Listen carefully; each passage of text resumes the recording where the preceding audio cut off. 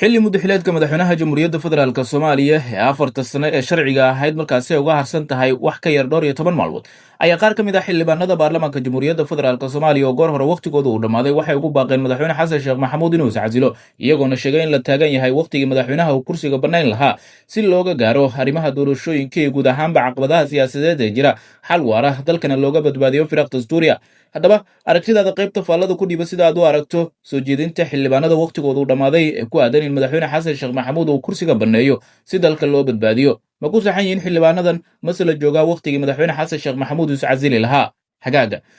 madaxweyne xasan sheekh maxamuud oo muddaxileedkiisii afarta sane ee la doortay ee ka harsan tahay wax ka yar dhowr iyo toban maalmood ayaa waxa uu markaasi u muuqdaa nin gebi ahaanba albaabada ka xirtay siyaasiyiinta mucaaradka iyo dhammaan daneeyaasha arrimaha soomaaliya, waxaana lagu eedeeyey madaxweyne xasan sheekh maxamuud inuu doonayo inuu qabto doorasho hal dhinaca islamarkaana natiijadeeda lasii ogyahay cidda ku soo baxayso. madaxweyne xasan sheekh maxamuud oo wakhtigii mucaaradka uu ahaa madaxweynihii ka horreeyey ee farmaajo ku eedeyn jiray inuu doonayo inuu dalka ka qabto doorasho hal dhinaca natiijadeedana la ogyahay ayaa isaga markaasi lagu tilmaamaya hadda in uu waddadaasi hayo. madaxweyne xasan sheekh maxamuud oo habeenne ka hor la kulmay qaar ka mid ah isimada dhaqanka soomaaliyeed ayaa waxaa qaar ka mid ah isimadii uu la kulmay ay madaxweynaha hortiisa si adag ugu sheegeen in la joogo wakhtigii dhammaan caqabadaha taagan laga gudbi lahaa, iyada oo madaxweynuhu ugu baaqeen in talada uu dhulka dhigo si looga wada hadlo arrimaha doorashooyinka, wax kabeddelka dastuurka iyo guud ahaan caqabadaha siyaasadeed ee jira, iyadoo weli ay taagan tahay in madaxweyne xasan sheekh maxamuud iyo tiimkiisa filla soomaaliya ay ku adkeysanayaan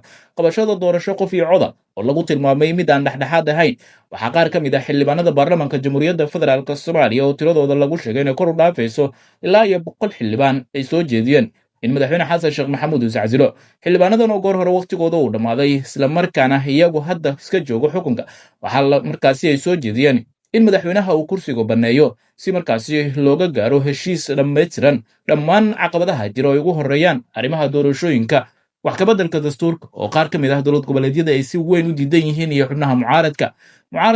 ayaa waxa ay markaasi dhankooda wadaan ololo siyaasadeed iyo sidoo kale dhaqdhaqaaqyo aad u xoogan, iyadoona 15 bisha May ay suuragal tahay in wax kasta ay isbedelaan dalkana uu galo xaalad kale oo ka duwan midda waqti xaadirkan uu ku jiro. xildhibaanada soo jeediyey in madaxweyne xasan sheekh maxamuud uu iscasilo ayaa waxaa qayb ka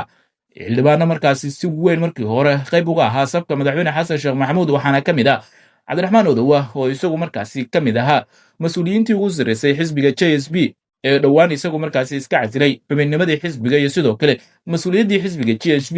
uu ka hayay. aragtidaada qaybta faallada ku dhiiba sida aad u aragto soo jeedinta xildhibaanada. ma la joogaa wakhtigii madaxweyne xasan sheekh maxamuud uu kursiga bannayn lahaa oo iscasili lahaa si dalka looga badbaadiyo firaaq dastuuriya?